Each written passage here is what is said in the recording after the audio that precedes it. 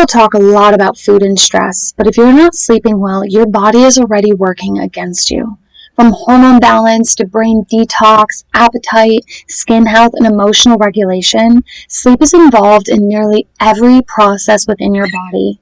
So if you've been overlooking your sleep, this episode is your wake-up call. I'm so excited to dive into this content, but before we do, let's read the review of the week. This one is by Jenna Bites. She said, Maria's The Health Habit podcast is a gem. It's all about making small, sustainable changes that add up to a healthier lifestyle. What I love most is it's not about quick fixes or extreme diets, but about building long-term habits that truly stick. If you are looking for a realistic and inspiring approach to health and wellness, this podcast is a must listen. Thank you so much, Jenna. This is exactly what I'm trying to create, so it brings me so much joy to read this review. If you are enjoying the podcast, please go leave an honest review of your own on Apple Podcast. I can't wait to read what you have to say. Are you tired of feeling overwhelmed by health advice, struggling to stay consistent, and craving more ease in your diet and calm in your mind? Then you are in the right place, my friend. Welcome to the Health Habit Podcast. I'm Maria, a nature-loving herbalist, science-obsessed nutrition therapy practitioner, and your guide to holistic healing. If you're ready for simple wellness solutions, nutrition tips, and mindset shifts to help you feel energized, fulfilled, and in control of your health, then brew up some tea or crack open a kombucha, and let's get into it. If you are loving these deep dives into holistic health, don't forget I sent out a free weekly newsletter with even more tips to support your sleep, hormones, energy, and overall well-being. If you want to join a community of empowered, health-focused women, and yes, I see you too, guys, head over to thehealthhabit.net/newsletter or just tap the link in the show notes. I have struggled with sleep for most of my life. When I was young, I had vivid nightmares, but I also found out later in my life that I had actual night terrors where I would wake up screaming, fighting. It was a lot for my parents to handle, and it's pretty intense. And I've also suffered from insomnia, literally all the things. So sleep has become a really important thing for me. I've gone through periods where I obsessed over my sleep, but I finally found balance, and I've realized just how important this topic is. And that led me to do a really deep dive into sleep research. I spent over 16 hours dedicating myself to researching sleep, and we're going to touch on a lot of that in today's episode. Just to stress how important sleep really is to our overall health and wellness, if I had to pick just 3 areas to focus on, the very first one that I would pick, call it a pillar of health, would be sleep. Then a nutrient-dense whole food diet, and then nervous system regulation. So this is a really important topic, and I'm excited to dive in. So grab your notepad or get your video recorder ready because you're going to want to save this information for later. For a long time, sleep was surprisingly mysterious. We knew we needed it because scientists have done some pretty horrible studies with sleep deprivation, depriving animals of specific sleep phases, and these test subjects have died. So it's obviously crucial for survival, but we didn't really know what was happening and why it mattered. Until recently, let's call it over like the past 5 years or so, we've actually found out exactly what's happening and why sleep is important, and there's still so much research to be done in this area. The first thing that we need to know in order to really understand why sleep is so important is the different phases. So sleep is broken down into 2 main phases, non-REM and REM. REM stands for rapid eye movement. Non-REM has 4 different phases, stage 1, stage 2, stage 3, and stage 4. And we go through this really interesting sequence. So you start off in the lighter stage 1 non-REM sleep, and then you move into stage 2 non-REM, and then stage 3, and then stage 4, and then back up. So stage 3, stage 2, and then stage 1, and then you have that REM or rapid eye movement sleep. And this sequence, so stage 1, 2, 3, 4, 3, 2, 1 REM, happens in roughly 90 minutes. Now, this will vary from person to person, and men do tend to have a slightly longer cycle by about 10 to 15 minutes. And you do not need to structure your wake-up times around this 90-minute window. How much time you spend in each phase changes dependent on what part of the night it is. So in the first half of the night, you spend more of that 90-minute window in the deeper non-REM stages of sleep. So that is stage 3 and 4. And then the second half of the night, you spend more time in REM, or rapid eye movement sleep.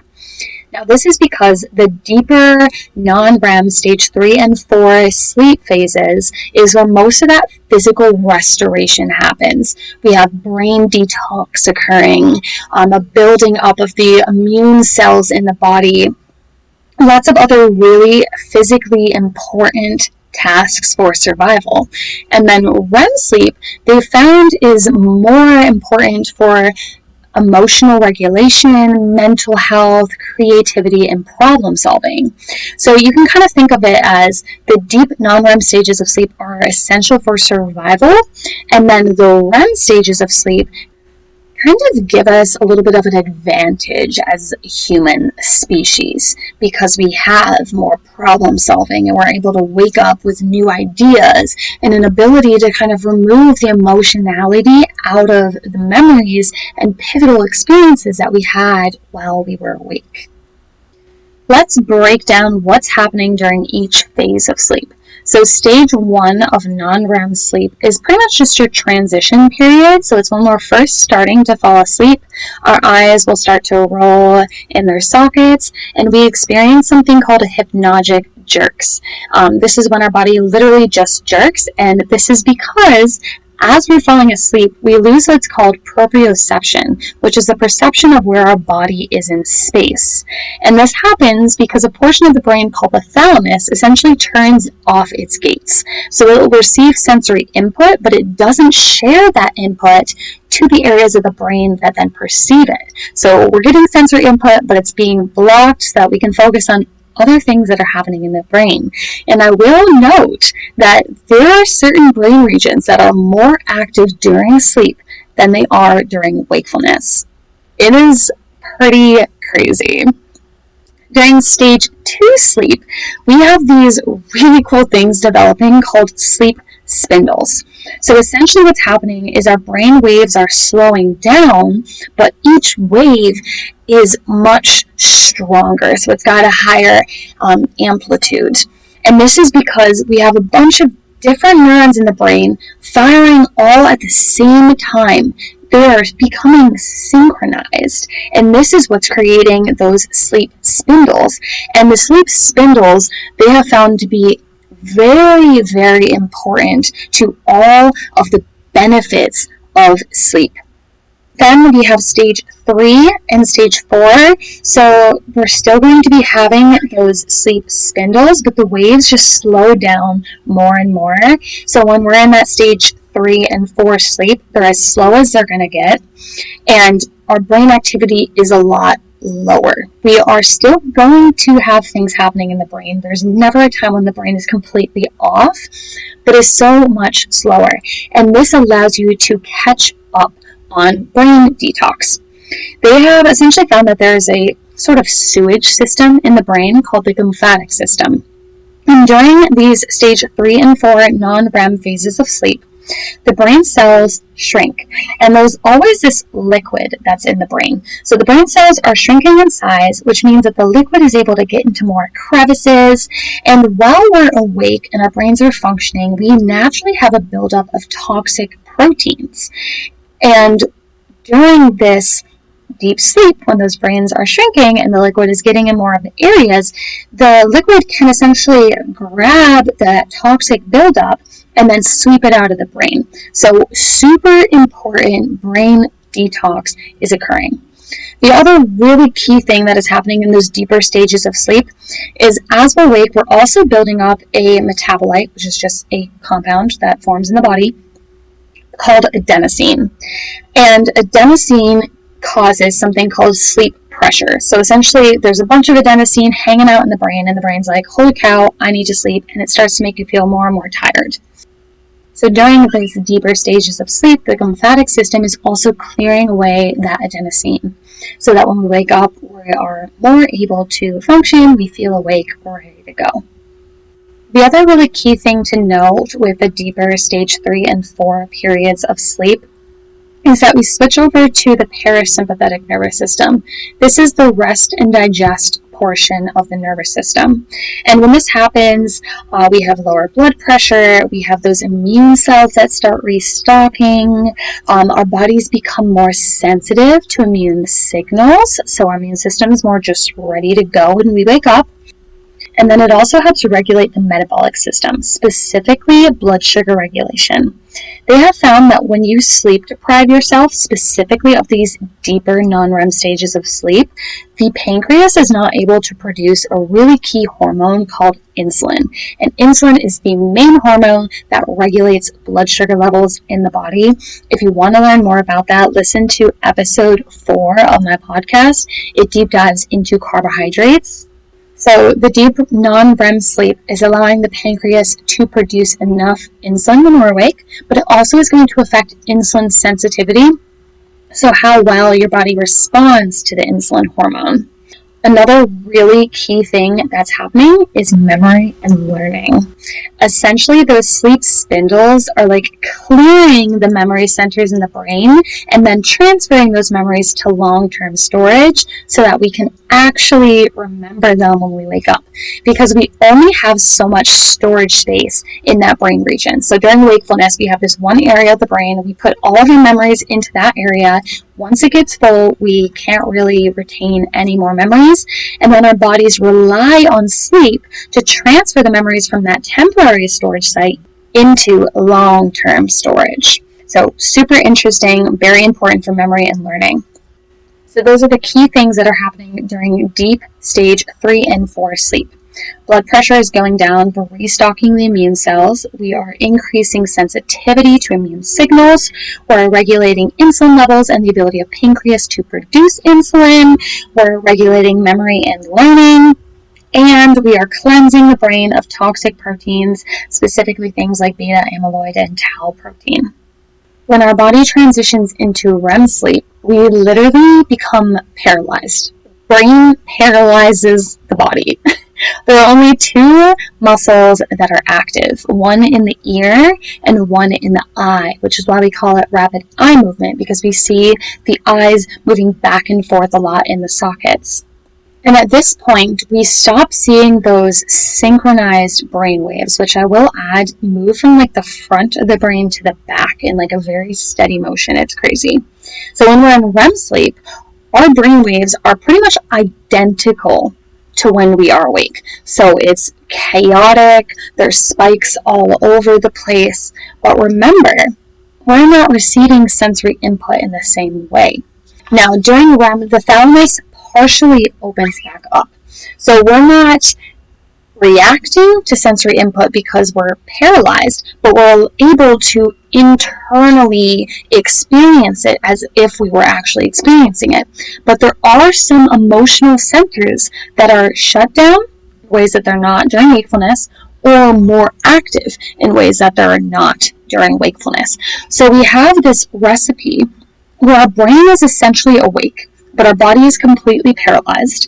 We are experiencing and reliving memories, but we're only able to respond within our brains, and the really intense emotionality areas are shut down. So we're experiencing them in such a way where the emotionality is more dulled, but we can work through them. It's kind of like our brain's special therapy session. So this is why REM is so crucial to mental health. So that is your crash course on all things sleep. But let's take some time to talk about the natural cycle of alertness throughout your day. When you first wake up, you're going to experience something called sleep inertia, and this is very natural. It is essentially the transition of your brain realizing I'm no longer asleep, now I'm awake. So you feel a little groggy, it takes a little bit of time to get fully awake. Now, generally, sleep inertia should not happen for more than 90 minutes. Every person will be slightly different, so some people have shorter amounts of sleep inertia, others just naturally have a long amount, but if it's going over 90 minutes, you are probably sleep deprived, so I would suggest waiting to have coffee until you're at least after that 90-minute window. That way you can assess how well you're sleeping. If you just immediately have caffeine right after waking, you never really know how well rested you are. And as we have already discovered, sleep is so important for health and well-being. So you really want to know if you need to be prioritizing sleep in a different way. So that covers sleep inertia. Ideally, when you wake up, you will have at least slept for 7 to 9 hours. Your body requires that amount of time to properly clear adenosine, which is that compound that naturally builds up during the day and causes something called sleep pressure. And that sleep pressure is one of 2 reasons why your body starts to get tired and puts you to bed. The other thing that is causing that natural sleepiness is your circadian rhythm. So essentially there's a bunch of clocks in the body that regulate different aspects of your physiology. There's one called the suprachiasmatic nucleus, or the SCN, and that regulates your circadian rhythm. Now, your circadian rhythm is really sensitive to light, and I will add that your eyes pretty much evolved just to experience light and dark cycles. It's more so about getting light into your brain than it is about actually seeing motion, which is pretty wild. So when we wake up, there should be more light coming in, and this tells your body, you are awake, let's get alert, let's get rolling. And then throughout the day, the light levels go down, and you will gradually start to feel more sleepy. Adenosine is the other factor, so around 16 hours of being awake, you have a peak of that adenosine, the light is starting to go down, so your circadian rhythm is like, all right, we're starting to get sleepy, your brain's like, yeah, I have a pretty high sleep pressure, and then you go to bed. These are happening independently of one another. So it's really important to be aware of both in order to properly regulate your sleep. The other thing I would like to mention here is that caffeine and coffee, it works by quieting the receptor that tells you how much adenosine is in your brain. So essentially, your brain doesn't know how much adenosine or sleep pressure it has, and so you're able to feel more alert. We can have crashes from caffeine intake because our brains are still building adenosine while we have that caffeine in our system. But once the caffeine wears off, we have so much adenosine that our bodies are like, holy cow, I'm immediately sleepy. And then some people will grab for more caffeine, they'll grab for sugar to offset that sleepiness, and that can create a roller coaster effect that's not great for the body. So those are all the different factors to consider in like the main view of your natural sleep and wake cycle. The other thing that I want to mention is that it is 100% natural and hardwired into our brains to have a dip in alertness around the middle of your day. This is called the postprandial dip because it generally happens after lunch. And that's why in Europe, they will have siestas midday where you have lunch, you enjoy some time with your family, and you take a nap. And you can use naps strategically to achieve your health goals. So if you want to just feel more alert and energetic, during that postprandial dip, you can take a 20-minute nap. If you want to activate that deep sleep so you can have more brain detox happening and more physical restoration, say if you're getting over being sick or you just had a surgery, something like that, you can have a 30 to 40-minute nap. And then if you need to have that REM sleep occurring, for example, to help boost your mental health and emotional regulation, then you're going to want to aim for a 60 to 90-minute nap. And regardless of the duration of your nap, if you are going to nap, I would try to time it around that postprandial dip. And the time will be slightly different for each person because we don't all have the same circadian rhythms, right? For some people, they naturally want to go to bed at like 9 p.m. and then others are night owls and they just don't, like their bodies just aren't wired to want to go to bed before, say, like 11 p.m. And so take some time and just discover what is your ideal sleep cycle and try to time your schedule around that. There is no right or wrong. You are not lazy because you want to sleep until 10 a.m. Your body might just actually be predisposed to having that be your wake up time. We are all different. It's just the unfortunate reality that our society is built around early birds. So we tend to shame people that want to stay up late and then sleep in late. But be aware, every single person has a natural rhythm that they should ideally be structuring their life and schedule around. The term used to describe this is called your chronotype. If this has inspired you to start experimenting with strategic napping, just make sure that your naps aren't negatively impacting your nighttime sleep, because nighttime sleep should always be the priority. There's a lot more that we could cover here, but we're getting close to time, so I am going to wrap up and make this a multi-episode series. So definitely tune in if you're interested in learning more about sleep in the future. With that being said, what can we do? What are the first steps to improving and prioritizing our sleep in a new way? And I would say two things. One, I want you to start getting curious about what is your personal chronotype. If there was no external circumstances, when would you want to go to bed and when would your body naturally wake you up? Just start paying attention to that. And then two, start prioritizing 7 to 9 hours of sleep every night. Do not let that 7 to 9 hour goal be a major stressor. Stress is going to negatively impact your ability to sleep. Just make an effort and let that be enough. And if you want to keep this momentum going and continue building a more holistic lifestyle, one that actually supports your energy, hormones, and sleep, then come join me and all the other amazing humans who are learning how to care for themselves naturally and confidently. Pull up the internet and head over to thehealthhabit.net/newsletter or click the link in my show notes and let's get connected, baby. There's no need to navigate everything all by yourself.